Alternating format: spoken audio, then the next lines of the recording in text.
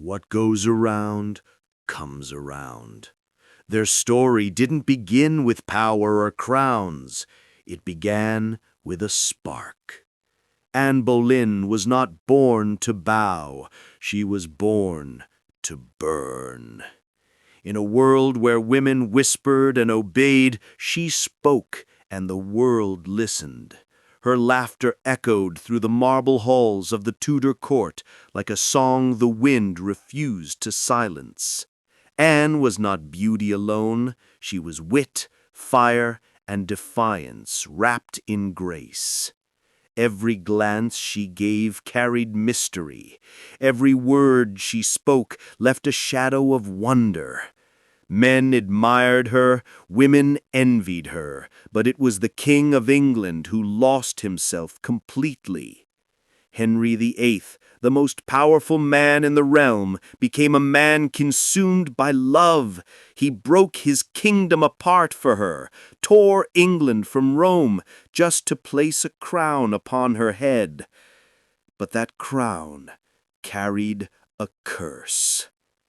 At first their love blazed like summer, letters filled with longing, promises painted in gold.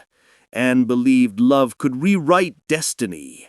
She believed passion could protect her from politics. But the court was a cruel stage, and every smile hid a dagger. When she wore the crown, whispers followed.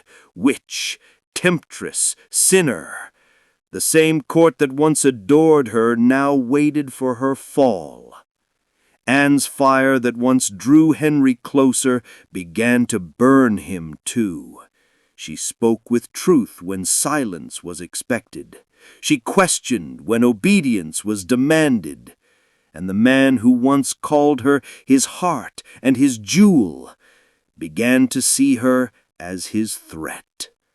Then came the birth of a daughter, not the son he wanted, but the girl who would one day rule all England, Elizabeth. For Anne, that child was hope, proof that love still lived within her shattered crown. But for Henry, it was a reminder of what he had risked and lost. The days grew colder, the letters stopped. Every corridor in the palace seemed to whisper her name in pity. Friends turned into strangers, strangers into enemies, and when love could no longer be killed quietly, they decided to destroy her loudly. Accused of sins she never committed, Anne stood before her judges with a trembling heart but unbroken spirit. She did not beg, she did not plead. She only said, "I have always been faithful to the king. May God forgive those who have condemned me."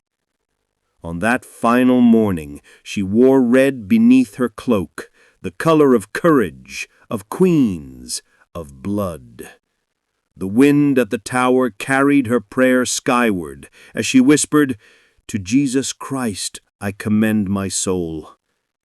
And when the blade fell, silence swept the world, but her story did not end.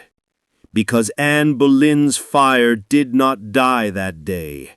It burned on in her daughter's eyes, in every woman who dared to speak, and in every heart that refused to kneel to fear. Anne Boleyn, the queen who faced her fate with grace, with courage, and with fire. Her crown was lost to time, but her spirit never.